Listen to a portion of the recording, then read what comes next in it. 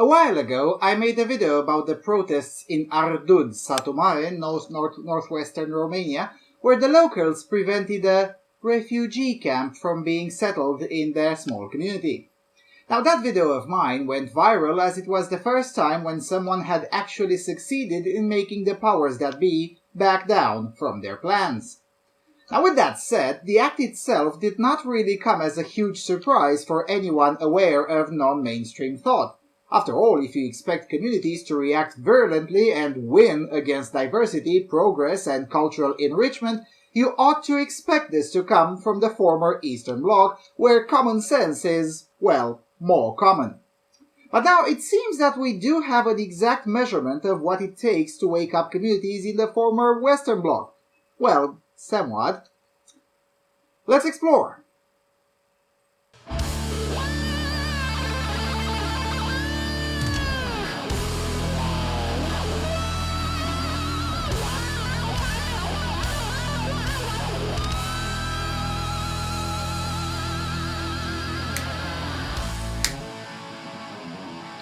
Hello everyone, and welcome to the Freedom Alternative.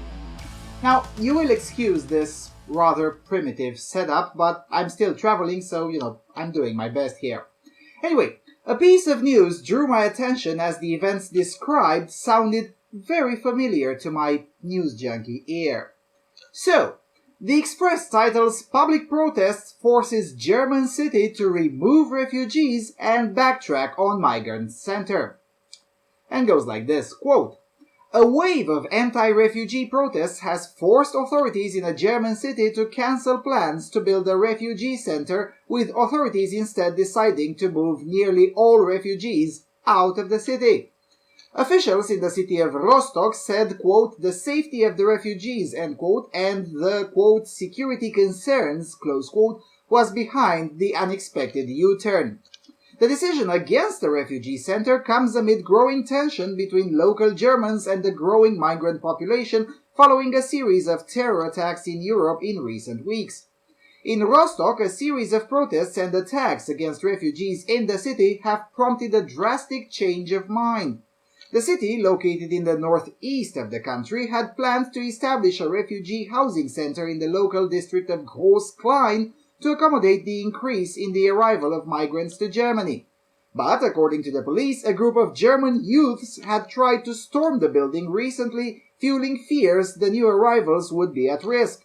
Rostock's Social Affairs Minister, Stefan Bokan, said it hurt to make the decision, but the growing anger towards refugees meant that the situation was too dangerous.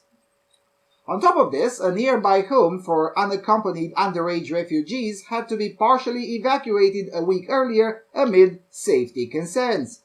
District Council Chairman Uwe Michaelis told local newspaper Osti Zeitung, quote, "I find it questionable if we allow ourselves to be dictated by right-wingers where refugees are allowed to live and where not. They will consider this decision as a victory for them." Ulrike Siemann-Katz from the local State Refugee Advisory Council agreed that the decision sent a poor signal. She told Deutsche Welle, quote, "This is really a huge mistake. The signal means all we need to do is make enough noise or throw enough stones or whatever, and then they'll give up, and I don't think that's acceptable." The Interior Ministry said the decision had been made by the local council, but added that it shared the security concerns of the local police. A spokeswoman said, quote, "For that reason, the Interior Ministry recommended, on the basis of a police risk assessment commissioned by the Social Affairs Authority in Rostock, to take the unaccompanied underage foreigners out of the facility in Groß-Klein because any conflicts could have endangered the children." So it's all about the children. But some local residents applauded the council's decision. One man said, quote, "It was different before. Police were here all the time. It's quiet now." Another woman said the refugees in the area were a provocative gang. Bravo! Now look, I do know that this may sound mean or insensitive to some ears, but, I stopped caring about that long before the internet came to existence. The fact of the matter is that this is a survival issue, and this is especially true in heavily Islamized, culturally enriched countries. It is either you or the diversity. Now, the good news from this story is that the government has indeed backtracked. Well, that's good news in itself, but it's besides the point. The actual good news is that it took so little to get the government to take a U-turn. Lower in the article, where we haven't read, they say that in 2016 there have been 665 crimes targeting refugee homes in all of Germany. Now, you can rest assured that at least 100 of those crimes aren't actually crimes at all, and at least another 400 of those crimes amount to nothing more than being addressed a mean phrase or small acts of self-defense that are purposefully being kept out of context. So the actual amount of direct action needed to have been taken against diversity in this case was minuscule at worst and virtually non-existent at best. Now that is in itself good news, because it means that there's still plenty of time to avoid an actual civil war.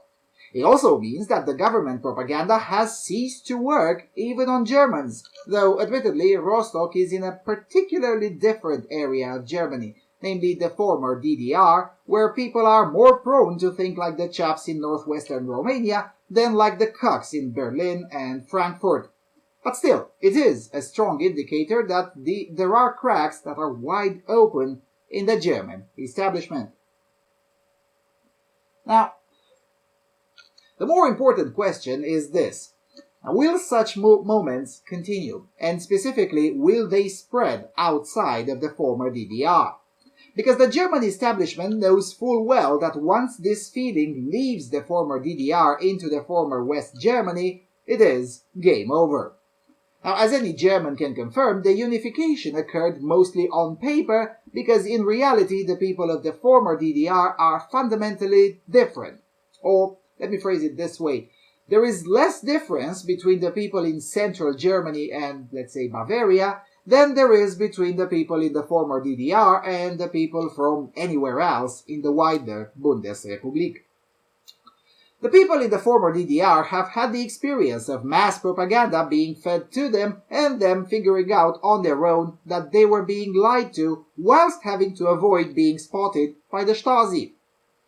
These people indeed do know the score, just like most people in Eastern Europe. Now, as a result of these state of affairs, it is important for such bold moves that force the establishment to take U-turns like these to be attempted somewhere else, outside of the former DDR and outside of Bavaria too, if you ask me.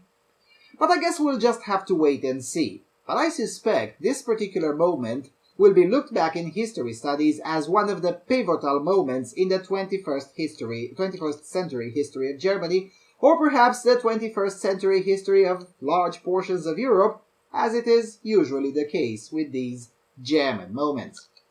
Me just saying.